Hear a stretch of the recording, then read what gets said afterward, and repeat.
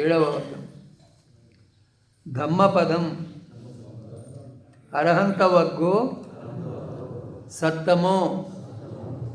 ఏమే ఎంతమంది కూర్చున్నారు, 3-4 అన్నట్టుగా వినబడుతుంది నాకు. అందరూ చక్కగా అనొచ్చు కదా, అనడానికి ఏం సిగ్గా? మంచి మాటలు చెప్తే అనడానికి ఎందుకు సిగ్గు? చక్కగా అందరూ కలిపి అంటే ఏది సమగ్గానో తపోసుఖం అని ఏదో అన్నాడు బుద్ధుడు. అంటే సమగ్రంగా అందరం కలిసి చాటింగ్ చేస్తే అది ఒక మధురంగా ఉంటుంది కదా, అది కూడా ఒక ఏమంటారు దాన్ని, ఆకర్షణీయంగా ఉంటుంది వినడానికి. అర్హంత వర్గో సత్తమో. అర్హంత వర్గము 7. స్థానము జీవకుని మామిడి తోట. వ్యక్తి జీవకుడు. ఈ జీవకుని మామిడి తోట అంటే ఎక్కడున్నది ఆ మామిడి తోట? అది మనం చెప్పుకోవాలి కదా. మొదలు రాజగృహ నగరంలో ఉన్నది జీవకుడి మామిడి తోట. రాజగృహ నగరం గురించి ఇంతకుముందు చెప్పిన కదా నేను. మగధ దేశం యొక్క రాజధాని రాజగృహం. దాన్ని ఇప్పుడు రాజగిరి అనే అంటారు. అది బుద్ధగయకు నలందాకు మధ్యలో ఉంటుంది, నలందాకు దగ్గరగా ఉంటుంది. బుద్ధగయ నుంచి 70-80 కిలోమీటర్లు ఉంటుంది సుమారు. ఆ రాజగృహ నగరంలో రాజు యొక్క ఆస్థాన వైద్యుడు జీవకుడు. జీవకుడు ఎవరు? రాజు యొక్క రాజుకు, రాణివాసానికి, అందరికీ వైద్యం చేసేవాడు ఆయన. అదేవిధంగా బుద్ధునికి, భిక్షు సంఘానికి కూడా వైద్యం చేసేవాడు. ఆ జీవకుడికి ఒక మామిడి తోట ఉంటుంది. ఆ మామిడి తోటలో బుద్ధుడు ఈ మాటల్ని జీవకునికి బోధించాడు. ఎవరికి? జీవకుడు ఎవరు? ఎవరి ఆస్థాన వైద్యుడు? రాజు పేరు ఏంటిది? బింబిసారుడు. రాజు పేరు ఏమిటి? బింబిసారుడు. గతద్దినో విశోకస్స విప్పముత్తస్స సబ్బధి సబ్బగంతప్ప హీనస్స పరిలాహో న విద్యతి. ప్రయాణాన్ని పూర్తి చేసుకుని శోకాన్ని విడిచి అన్ని విధాల ముక్తుడై అన్ని బంధనాలు నశించిన వానికి దుఃఖజ్వరము లేదు. ఈ లోకము అంతా దేనితో బాధపడుతూ ఉన్నది? దుఃఖం అనే జ్వరంతో బాధపడుతూ ఉన్నది. దుఃఖమే పెద్ద జ్వరం. అందుకని బుద్ధుడు 4 ఆర్య సత్యాలలో మొదట దుఃఖము సత్యము అని చెప్పిండు. ఈ లోకంలో దుఃఖం ఉండటము సత్యము అని చెప్పిండు. అందువల్ల ఈ లోకంలో ఎక్కువనో తక్కువనో అందరూ దుఃఖంతో ఉన్నటువంటి వారే. కొందరికి ఎక్కువ ఉండొచ్చు, కొందరికి తక్కువ ఉండొచ్చు, కొందరికి ఇప్పుడు ఉండకపోవచ్చు, రేపు రావచ్చు కదా. కానీ దుఃఖం లేని వారు మాత్రము, కలగని వారు మాత్రము ఎవరు లోకంలో లేరు. మరి ఎవరు లోకంలో ఎవరూ లేరు అంటే ప్రాపంచికులైన వారు ఎవరూ లేరు. కానీ అర్హంతులైన వారికి దుఃఖము లేదు. ఎవరు ఈ జీవిత కాలంలో సాధన చేసి తృష్ణను పూర్తిగా నరికివేస్తారో వారికి దుఃఖము లేదు. తృష్ణ అంటే ఏమిటి? మళ్ళీ మళ్ళీ ఇంద్రియ సుఖాలని అనుభవించాలనేటువంటి కోరిక. ఇది తిన్నమా బాగున్నది, మనసు మెచ్చుకుంటుంది దాన్ని ఏమంటారు? రాగము అంటారు. అంటే మనకు తెలియకుండానే దాన్ని మళ్ళీ తినాలనే కోరిక లోపల ముద్రింపబడుతుంది. మళ్ళీ ఆ వస్తువును చూడంగానే ఆ కోరిక మేల్కొంటుంది. ముందు తిన్నప్పుడు రుచికరంగా అనిపించింది కదా, ఆ కోరిక మేల్కొని మళ్ళీ తినాలి అనిపిస్తుంది. ఆ విధంగా ఇంద్రియాలు ఎన్ని? 5, మనసుతో కలిపి 6. 6 అన్నా ప్రియ విషయాలు 5. లోపలికి మనం తీసుకునే ద్వారాలు ఎన్ని? 5. చెవి ద్వారా శబ్దాన్ని తీసుకుంటాము, చర్మం ద్వారా స్పర్శను తీసుకుంటాము, కంటి ద్వారా రూపాన్ని తీసుకుంటాము, నాలుక ద్వారా రుచిని, ముక్కు ద్వారా వాసనను తెలుసుకుంటాం. అంతే కదా. ఇదేమిటి ఈ బందే ఏమో చెప్తున్నారు, ఈ ముక్కుతోడు తీసుకున్నాడు ఏంటిది నాకు అని కొత్తగా వచ్చిన వాళ్ళు అనుకుంటూ ఉంటారు. అసలు జ్ఞానం అంతా ఇందులోనే ఉన్నది. జ్ఞానం అంతా ఇందులోనే ఉన్నది. ఏమిటంటే వీటిలో చిక్కిపోయి మనం వీటి నుంచి బయటపడలేకపోతున్నాం. ఒక సుఖాన్ని అనుభవించి దాన్ని మెచ్చుకొని ఇక ఆ కోరిక నుంచి బయటపడలేకపోతున్నాం. అదే బంధం అవుతున్నది. ఒక దుఃఖంలో లీనమయ్యి మనం కోల్పోయిన ధనాన్నో, వ్యక్తులనో, సంపదలను మర్చిపోలేక దుఃఖం నుంచి బయటకు రాలేక చనిపోతూ ఉన్నారు, ఆత్మహత్యలు చేసుకుంటూ ఉన్నారు. చూస్తూ ఉన్నాం కదా లోకంలో. ఎడబాటును సహించలేక చచ్చిపోతూ ఉన్నారు, చంపుతూ ఉన్నారు. లోకంలో ఇవన్నీ మనం చూస్తూ ఉన్నాం. కాబట్టి మన మనస్సు అంటే ఏమిటి, ఇంద్రియాలంటే ఏమిటి, బంధం అంటే ఏమిటి, మోక్షం అంటే ఏమిటి, ఇది అంతా ఎక్కడ ఉన్నది? మన లోపలనే ఉన్నది. మన మనస్సు, మన సజీవమైన పుస్తకము ఇదే, ఈ శరీరమే. ఈ శరీరము, మనస్సుకు బయటి ప్రపంచంతో కలిగేటువంటి ఈ స్పర్శ, ఇంద్రియాల ద్వారా మనస్సుకు బయటి ప్రపంచంతో స్పర్శ కలుగుతుంది. ఇప్పుడు చెప్పుకున్నది అదే. శబ్దము, స్పర్శ, రూపము, రుచి, వాసనల్ని తెలుసుకుంటున్నాము. మరి ఈ రూపము నీ లోపల ఉన్నదా? అది ఎక్కడ ఉన్నది? బయట నుంచి ఎక్కడికి వస్తున్నది? అది దాన్ని పట్టుకొని ఏడుస్తావు, దాన్ని విడవలేక. బాగున్నది బాగున్నది బాగున్నది, మనసు అంతా అదే. దాన్ని పట్టలేక, దాన్ని విడవలేక ఏడుస్తాడు, చచ్చిపోతాడు ఒకరోజు ఏడ్చి ఏడ్చి. చెప్పేది అర్థమవుతున్నది కదా. ఆ విధంగా ఎన్నిటిని ప్రేమిస్తున్నాడు వ్యక్తి? ఈ 5 రకాల సుఖాలు, 5 పంచకామ గుణాలు అన్నాడు బుద్ధుడు. 5ంటిని ఏమన్నాడు? పంచకామ గుణాలు, కోరికను రేకెత్తించే విషయాలు ఇవి 5. ఏమిటి? శబ్దము, స్పర్శ, రూపము, రుచి, వాసన. ఈ కోరికల వలయం నుంచి బయటపడలేక, వలయం అంటే చక్రం, దీని నుంచి అంటే చక్రములో పడ్డవాడు అదే గుండ్రగా అందులోనే తిరుగుతుంటాడు కదా. ఆ విధంగా ఈ సంసార వలయంలో నుంచి బయటికి రాలేకపోతున్నాడు, ఇంద్రియాల వలలో నుంచి బయటకు రాలేకపోతున్నాడు. ఈ చింతన ఇక్కడనే చేయాలి. అందుకనే ఇదే అసలు సజీవమైన పుస్తకము అన్నది. అందుకే ఈ శరీరమే మనం ఎక్కడ అధ్యయనం చేయాలా? పుస్తకంలో చదవటము, దీన్ని తెలుసుకోవడం కోసమే. కానీ అసలు అధ్యయనం ఎక్కడ చేయాలా? మన లోపల చేయాలి, మనసులో, శరీరంలో చేయాలి. ఒక మంచి రూపాన్ని చూసినప్పుడు, లేదా ఒక మంచి స్పర్శను పొందినప్పుడు, సుఖకరమైన, మంచి అంటే ఇక్కడ అర్థం ఏమిటి? సుఖాన్ని ఇచ్చేటువంటి రూపాన్నో, స్పర్శనో, శబ్దాన్నో, రుచినో, వాసననో చూసినప్పుడు ఏ విధంగా ఉండాలో మనము? చూడటం కోసమే. దేనికోసము? చూడటం కోసమే. రాగాన్ని, ద్వేషాన్ని పొందడం కోసము కాదు. ఎందుకోసం కాదు? రాగాన్ని, ద్వేషాన్ని పొందడం కోసం కాదు.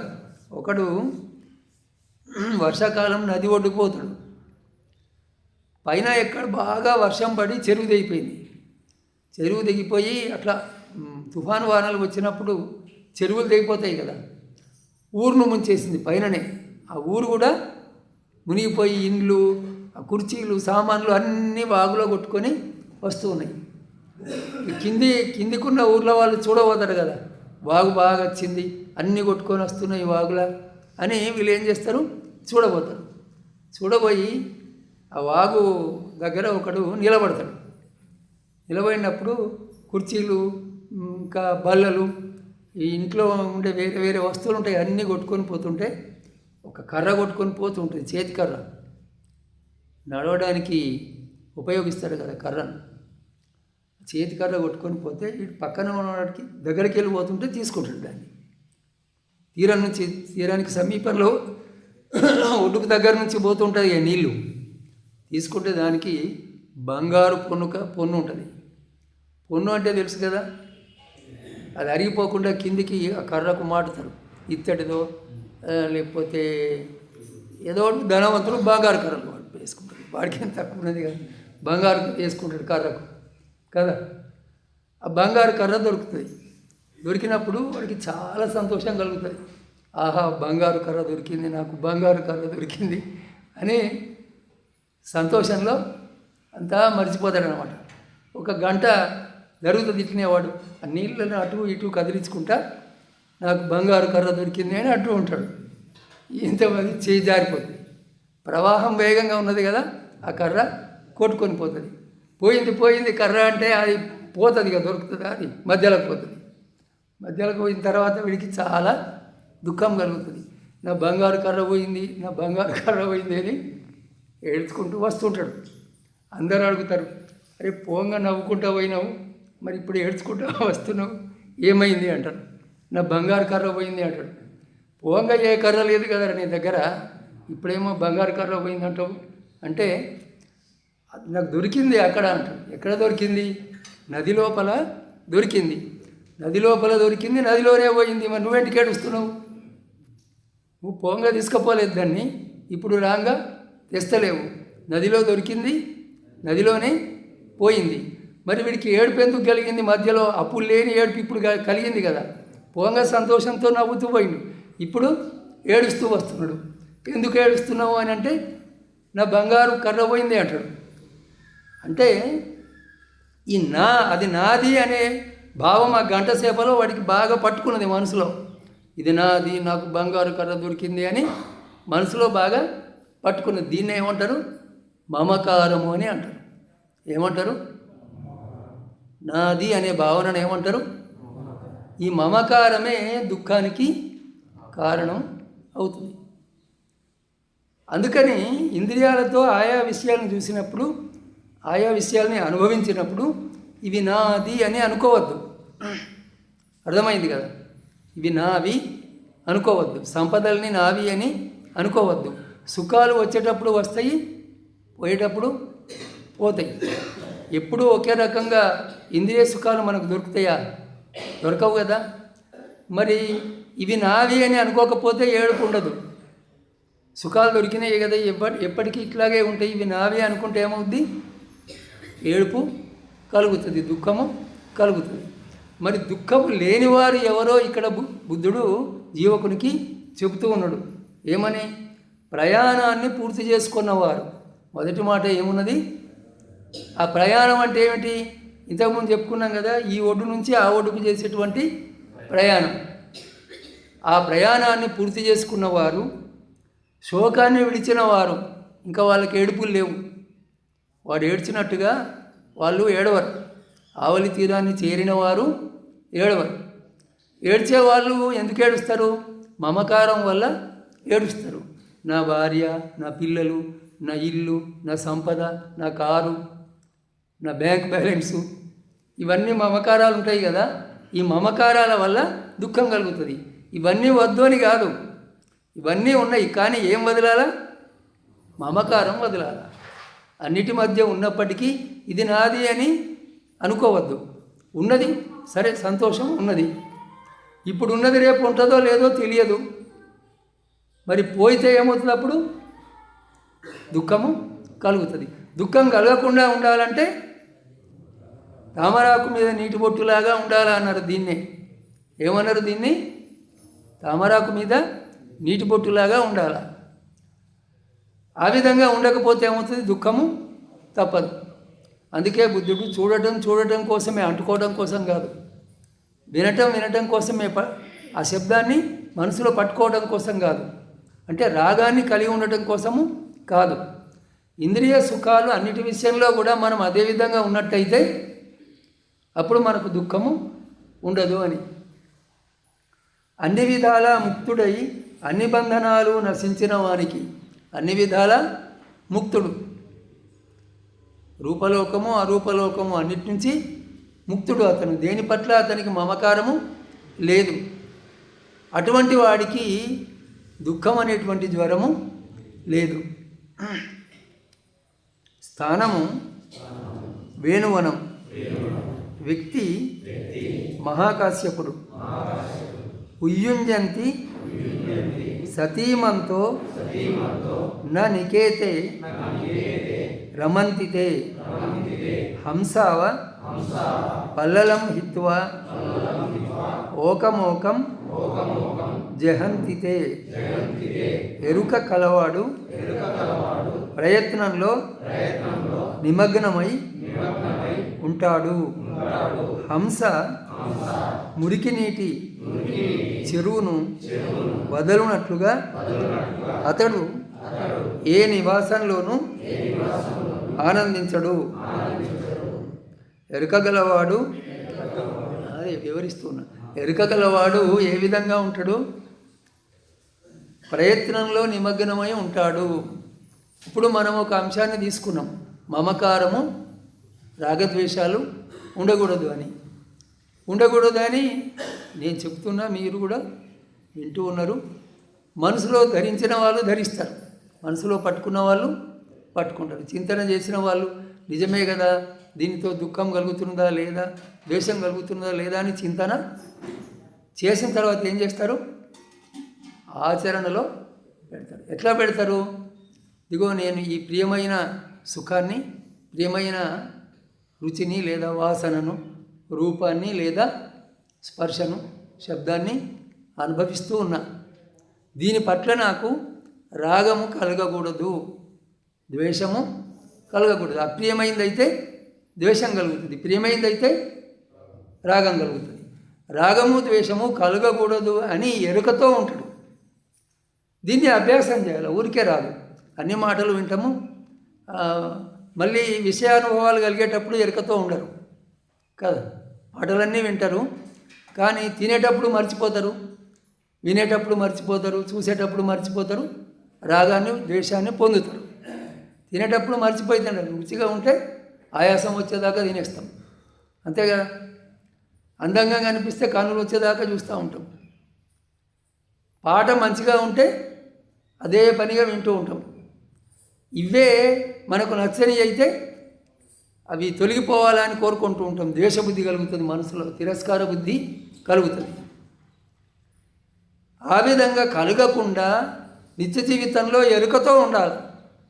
ఎరుకతో ఉండేవాడు ప్రయత్నం చేస్తాడు, మరుపులో ఉండేవాడు మునిగిపోతాడు. ఎరుకతో ఉండేవాడు ప్రయత్నం చేస్తాడు, మరుపులో ఉండేవాడు మునిగిపోతాడు కదా. మరుపులో ఉండేవాడు సాలిడ్ అన్నమాట, బరువు బాగా. ఇట్లా ఈత నేర్చుకునేవాడికి బుర్రకాయ కడుతుంటాం మేము చిన్నకున్నప్పుడు.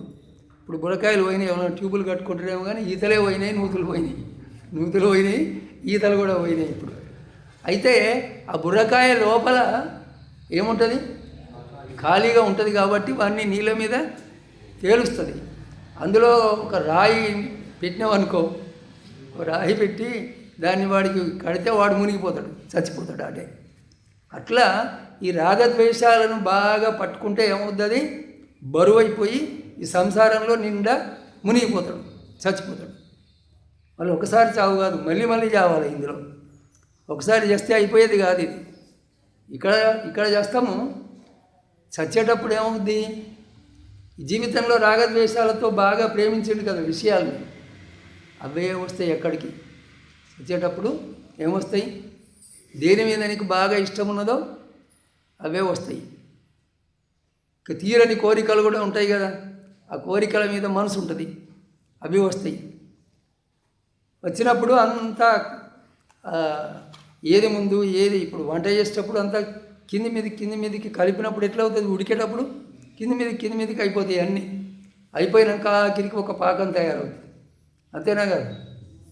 కూర వండేటప్పుడు అట్లనే ఈ మరణ సమయంలో బలమైన సంస్కారాలు, బలహీనమైన సంస్కారాలు, ప్రియమైనవి, అప్రియమైనవి అంతా కూర ఉడికేటప్పుడు ఎట్లా కింది మీద అవుతుందో అట్లా అయ్యి చివరికి ఒక రూపము, ఒక పోయిన రూపమే అందాం, ఒక ఆకారం ఏర్పడుతుంది దానికి. దాన్ని ఏమన్నారు? ప్రతిసంధి చిత్తము అన్నారు. ఏమన్నారు దాన్ని? ప్రతిసంధి చిత్తము. ఏది బలంగా ఉన్నదో దాన్ని అనుసరించి ప్రతిసంధి చిత్తము ఏర్పడుతుంది. చిన్న చిన్న కోరికలు లేదా మనం చేసిన పాపాలు పుణ్యాలు ఉంటాయి కదా, దాన్ని బట్టి దానికి అనుబంధంగా ఏర్పడతాయి అవి. ఆ విధంగా మళ్ళీ పుడతాడు లోకంలో. మళ్ళీ పుట్టి ఏం చేస్తాడు?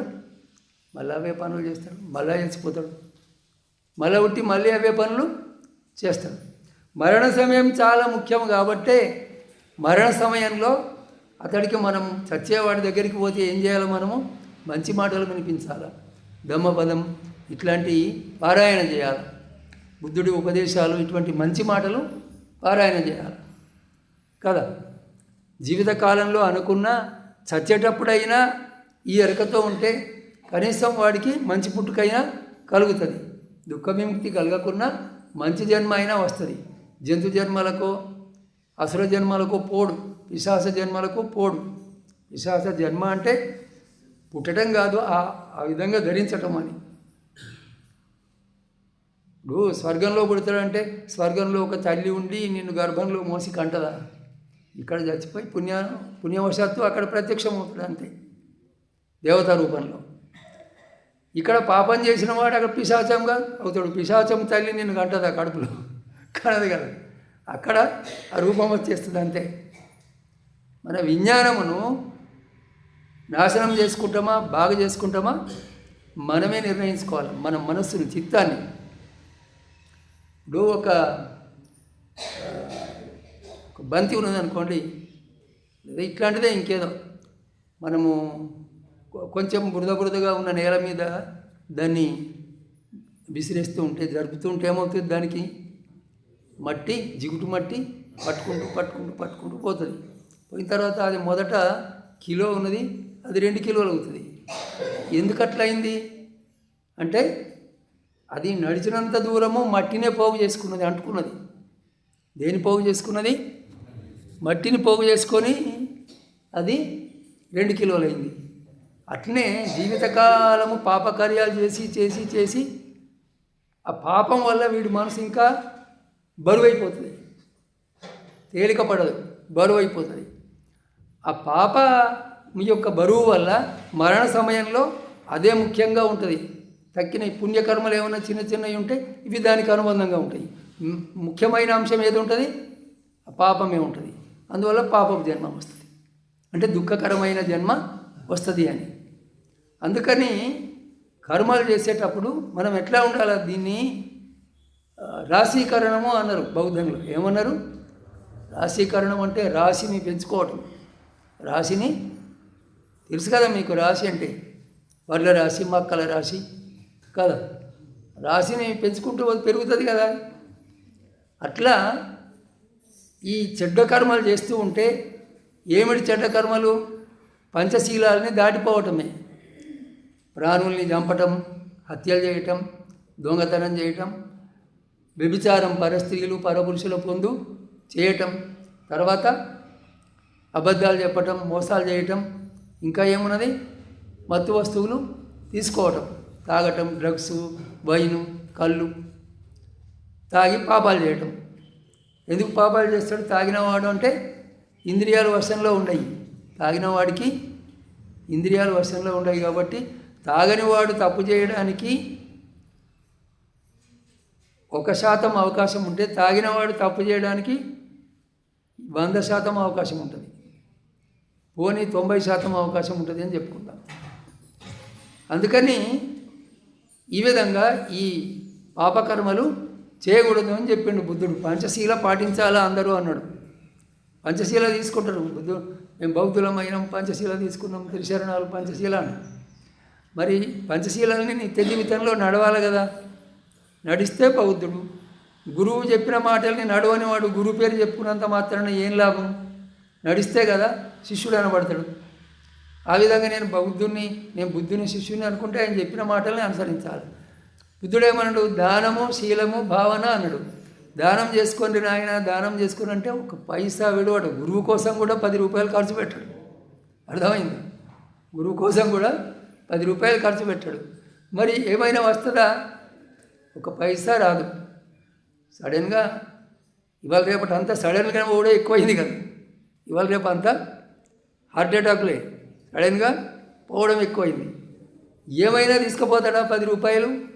ఏమీ పోదు. మరి పుణ్యకార్యంకి ఏమైనా ఖర్చు పెట్టినావా 10 రూపాయలు? ఏమీ పెట్టదు. ఏంటికి ఖర్చు పెట్టినావు?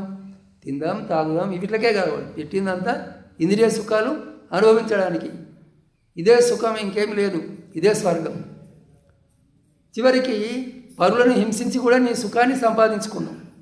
ఇతరులకేమీ పరోపకారం చేయలేదు, మేలు చేయలేదు. దీనివల్ల ఏమైంది? నీ పాపం యొక్క రాశీకరణము పెరిగింది. చివరికి అదే బలమయ్యి ఏమవుతుంది? మళ్ళా దుఃఖకరమైన జన్మకు తీసుకుని పోతుంది. అందుకని ఎరుక గలవాడు నేను పాపం చేస్తున్నానా, ఇది నా దుఃఖాన్ని పెంచుతుందా అని ప్రయత్నంతో ఉంటాడు, అంటే గమనిస్తూ ఉంటాడు. కర్మ వేటితో చేస్తాము? ఇంద్రియాలతోటే చేస్తాం. మనం చేసే పనులన్నీ ఇంద్రియాలు, శరీరంతోనే చేస్తాము. త్రికరణాలు అంటే ఏమిటి? మనసు, మాట, శరీరం. వీటితోనే పనులు చేస్తాం. మనసుతో మంచి ఆలోచనలు చేయాలా, నోటితో మంచి మాటలు మాట్లాడాలా, శరీరంతో మంచి పనులు చేయాలి. చెడ్డ పనులు చేసి, చెడ్డ ఆలోచనలు చేసి, వాడిని తిట్టి, వీడిని తిట్టి, వీడి మీద వాడికి, వాడి మీద వీడికి చాడీలు చెప్పి, కోట్లాటలు పెట్టి చచ్చిపోయి నరకంలో పడతాడు. చచ్చిపోయి ఏమవుతాడు? నరకంలో పడతాడు. ఇక్కడ ఉన్నప్పుడు కూడా దుఃఖాన్ని అనుభవిస్తూ ఉంటారు ఇట్లాంటి వాళ్ళు. అర్థమైందా? ఎవరైనా అరే ఆయన అంత మంచిగా ఆయన కష్టాలు వస్తున్నాయంటే పూర్వకర్మ ఉన్నది అని అర్థం చేసుకోవాలి దాన్ని. అది అనుభవం వల్ల నశించిపోతున్నది, తేలికైపోతున్నాడు. ఆ దుఃఖానుభవం వల్ల నేను ఏమనలేదు, ఏమంటే అయినా నాకు బాగా కష్టాలు వచ్చినాయని దుఃఖపడుతూ ఉంటారు కదా కొందరు. అంటే పూర్వం యొక్క కర్మ అనుభవం వల్ల నశించిపోతున్నది. అది పోయిందంటే వాడిక తేలికైపోతాడు. అందువల్ల సాధన అంతా ఎక్కడ ఉన్నది? త్రికరణాల్లోనే ఉన్నది, బయట లేదు. ఎక్కడ ఉన్నది? ఈ 3 ఉన్నాయి కదా, మనసు, మాట, వీటిలోనే ఉన్నది సాధన అంతా. వీటిని వదిలిపెడితే సంసారం, వీటిని నిగ్రహిస్తే మోక్షం, దుఃఖ విముక్తి, నిర్వాణం. సాధన అంతా ఇక్కడనే ఉన్నది అంటే నిత్య జీవితం అంతా ఎరుక కలిగి ఉండాలా, ఆచరణలో పెట్టాలి. వీటిని హంస మురికి నీటి చెరువును వదిలినట్లుగా అతడు ఏ నివాసంలోనూ ఆనందించాడు. హంస ఏం చేస్తుంది? మంచి పరిశుభ్రమైనటువంటి చెరువుల్లో, సరస్సుల్లో, పద్మాలు వికసించినటువంటి సరస్సుల్లో విహరిస్తుంది హంస. మురికి నీటిలో ఉంటుందా? బురద నీటి గుంటలో వస్తుందా హంస? రాదు కదా. ఈ 3 లోకాలు కూడా రూపలోకము, కామలోకము, రూపలోకం, అరూపలోకం. ఈ 3 కూడా మురికి నీటి చెరువు వంటివే. అతడు ఏ నివాసంలోనూ ఆనందించడు అంటే ఏ జన్మలో కూడా ఆనందించడు. మానవ జన్మ కానీ, దేవతా జన్మ కానీ, అన్ని చివరికి మళ్ళీ దుఃఖానికే కారణమవుతాయి. దేవతాలోకంలో బాగా సుఖాలు, మానవ లోకంలో సుఖాలు పోతేనే దుఃఖం కలుగుతుంది. అప్పుడు బంగారు పూనకర పోయిందని ఏడ్చినట్టుగా ఈ సుఖాలు కోల్పోతే ఇక్కడనే దుఃఖం కలుగుతుంది. మరి దేవతా సుఖాలు కోల్పోతే వాడికి ఎంత దుఃఖం కలుగుతుంది? అది దివ్యమైన సుఖాలు, అవి కోల్పోతే వాడికి ఇంకా దుఃఖం కలుగుతుంది కదా.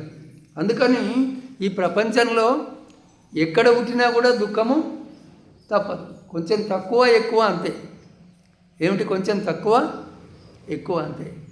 కానీ ఎక్కడ నీది అంటూ ఒక స్థలం లేదు ఈ ప్రపంచంలో. ఇది నాది అని చెప్పుకోవడానికి నీకు ఎక్కడా జాగలేదు. నీకు అంటే ఎవరికి? అందరికీ అని ఎక్కడ జాగలేదు. ఇక్కడికి వచ్చినవు, నీకు నీ కర్మ ప్రకారం నీ ఆయుష్ నిర్ధారణ చేయబడి ఉంటుంది. ఆయుష్ కాగానే పోతావు, నరకంలో పుడతావు. నరక దుఃఖం అయిపోయిన తర్వాత మళ్ళీ ఇంకో చోట పుడతావు, లేదా దేవతల్లో పుడతావు. అక్కడ సుఖమైపోయిన పుణ్యం ఉన్నంతసేపే దేవతాలోకం. పుణ్యక్షయం అయితే వాడు అక్కడి నుంచి జారిపోతాడట.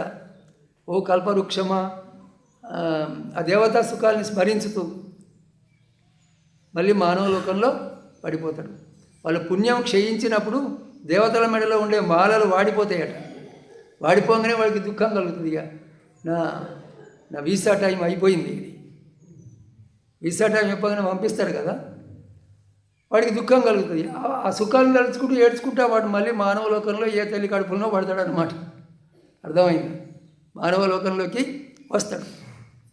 పాపం చేసిన వాడు కూడా పాపము ఉన్నంతకాలము పాపం యొక్క ప్రభావం ఉన్నంతకాలము నరకంలో ఉంటాడు. మళ్ళీ అతను కూడా రావాల్సిందే. అంటే ఇది నాది అని, ఇది నా ఊరు, ఇది నా ఇల్లు అని చెప్పుకోవడానికి శాశ్వతమైంది ఏది నీకు లేదు. అన్నీ కూడా తాత్కాలికమైనటువంటివే. అందుకని అతడు ఏ లోకంలో కూడా ఆనందించడు, ఏ జన్మలో కూడా ఆనందించడు.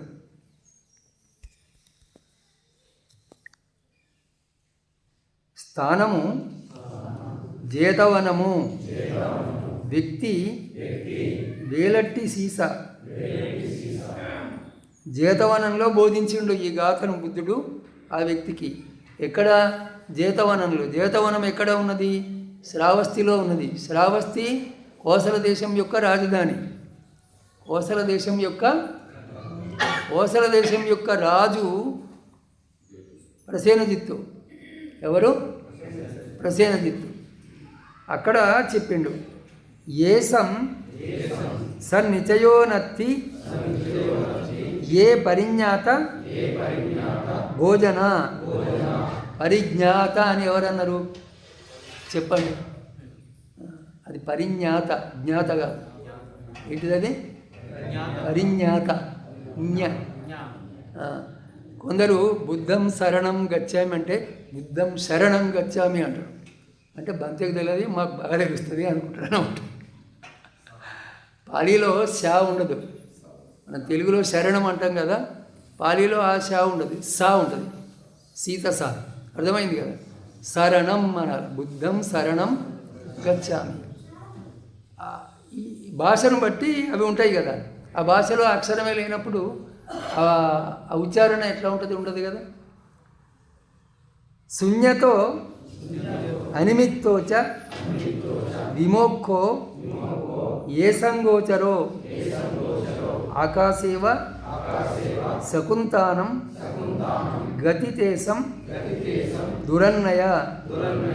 అర్హంతులు దేన్ని నిలువ ఉంచుకోరు. భోజనంలో కొలతను తెలుసుకుంటారు. శూన్య అనిమిత్త విముక్తిని పొందిన అట్టివారి జాడ ఆకాశంలో ఎగిరిపోయిన పక్షిజాడల తెలియటము కష్టము. ఇందులో ఏం చెప్పిండు? అర్హంతులు దేన్ని నిలువ ఉంచుకోరు. అర్హంతులు దేన్ని నిలువ ఉంచుకోరు. అర్హంతులు అంటే ఎవరు? అంటే జీవన్ముక్తిని పొందినవారు. ఇక్కడ జీవించి ఉన్నప్పుడే దుఃఖ విముక్తిని పొందినవారు. వారిని ఏమంటారు? అర్హంతులు అని అంటారు. తృష్ణాక్షయాన్ని పొందినటువంటి వారు. తృష్ణాక్షయం అంటే ఏమిటి?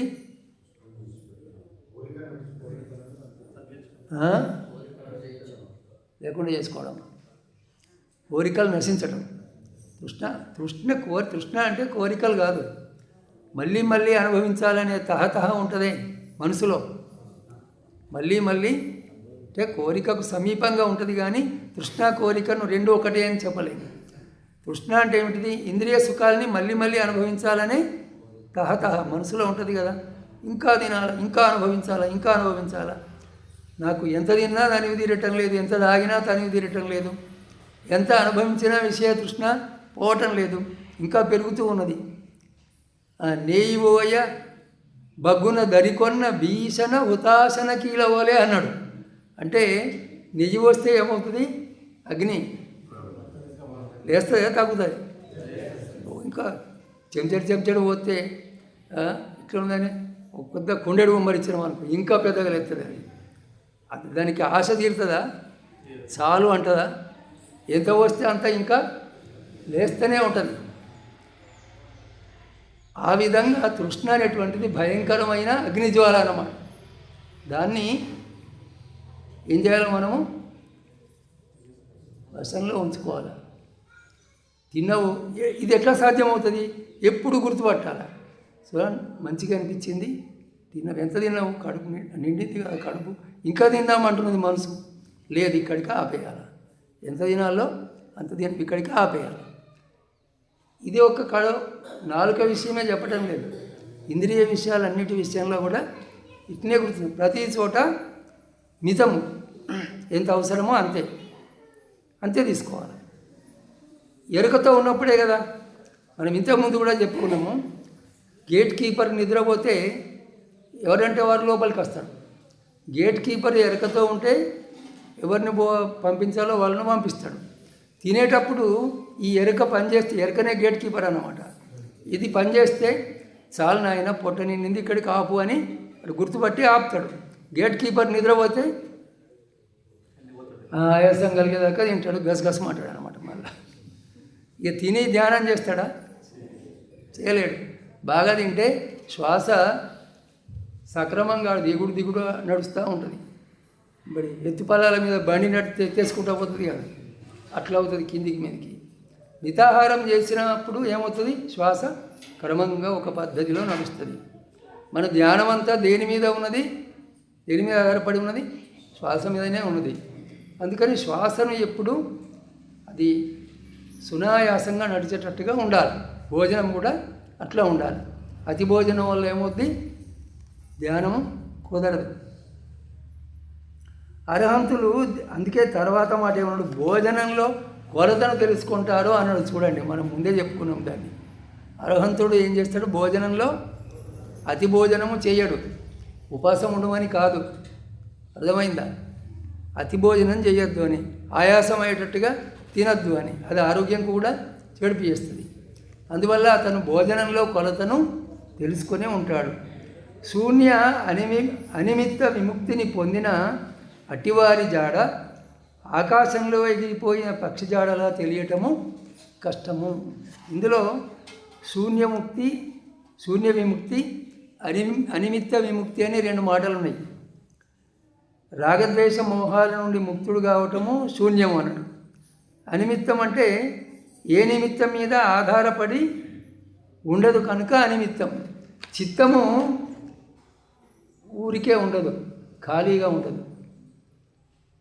ఇక్కడ నా మనసులో ఏమీ లేదు, ఖాళీగా ఉన్నది అని అన్నవాళ్ళు చేయలేపండి. ఒక్కరు కూడా లేరు, నేను కూడా లేను. అర్థమైందా? నేను కూడా లేను. ఎందుకు లేను అంటే ఇప్పుడు నేను చెప్తున్న మాటలు కూడా నా చిత్తంలో ఉన్నాయి కదా, ఖాళీగా ఉన్నదా? నా చిత్తంలో అది తెచ్చుకొని చెప్తున్నా కదా మీకు. అందువల్ల నా చిత్తం కూడా ఖాళీగా లేదు. అర్థమైందా? వీటన్నిటి నుంచి ఖాళీ చేయాలా అని అంటే ఏం చేయాలి మనము? ఇప్పుడు ఇందాక చెప్పుకున్న సాధన. ఇప్పుడు రాగద్వేషాలు పొందకపోతే అది చిత్తంలోకి రానే రాదు. గేట్ దగ్గరనే ఆపేస్తాడు, లోపలికి ఎందుకు వస్తాడు? రాడు కదా. అందుకని పూర్వం భిక్షువులు ఏం చేసేవాళ్ళు అంటే శూన్యం మీద చిత్తాన్ని నిలిపేవాళ్ళు, మనసులో ఏమీ రాకుండా. ఇక్కడ వంట పాత్రలు ఉన్నాయా? ఈ రూమ్లో ఉన్నాయా వంట పాత్రలు? ఇప్పుడు అన్నం, కూర, పప్పులు ఉన్నాయా? ఇక్కడ ఇది వంట పాత్రల నుంచి శూన్యంగా ఉన్నది. ఈ రూము దేని నుంచి శూన్యంగా ఉన్నది అంటే అవి లేవు అని. ఇక్కడ చెట్లు ఉన్నాయా? ఇక్కడ లేవు. ఎవరున్నారు ఇక్కడ? వినేటువంటి ఉపాసకులు మాత్రమే ఉన్నారు. ఆ విధంగా ఒక్కొక్క దాని నుంచి మనసును ఏవి లేవు అట్లా తొలగిస్తూ పోవటం అన్నమాట. అర్థమవుతున్నదా? చిక్కుగా అవుతున్నది కదా. ఏది ఒక్కొక్క దాన్ని తొలగిస్తూ తీసేయటం అన్నమాట. తీసేస్తే శూన్యం, ఇంకా కేవల చిత్తం మిగులాలని. పూర్వం భిక్షువులు ఎత్తైన కొండల మీద ఆ కొండలను దులిపించి గుహలు నిర్మాణం చేసుకొని ఆ గుహల ముందు తిన్నె మీద కూర్చొని శూన్యంలోకి చూసేవాళ్ళు దూరం. ఇంకా ఏమి మనసంతా శూన్యం అయిపోయేది. ఆ విధంగా శూన్యాన్ని అభ్యాసం చేసేవాళ్ళు. లోకం యొక్క వాసన ఏమాత్రము అంటకుండా ఆ విధంగా అట్లా గంటల తరబడి ధ్యానం చేసేవాళ్ళు.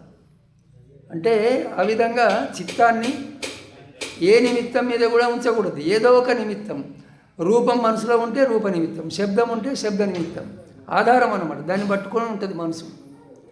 ధ్యానంలో కూడా శ్వాస మీద మనసు నిలుపంటే అదొక నిమిత్తం. కానీ ఇది బంధాన్ని పెంచే నిమిత్తం కాదు, బంధాన్ని తొలగించే నిమిత్తం. అర్థమైంది కదా? ఈ విధంగా ఏ నిమిత్తాన్ని కూడా పట్టుకోకుండా ఉన్నటువంటిది అర్హంతుడి యొక్క చిత్తం. అతడు ఏ నిమిత్తాన్ని పట్టుకోడు, అన్ని విధాలు అతను ముక్తుడు. ఇప్పుడే ఇక్కడికి చాలు. ఇంత చెప్పినా కదా, అభ్యాసం గురించి ఆలోచించండి. లేకపోతే ఏమవుద్ది?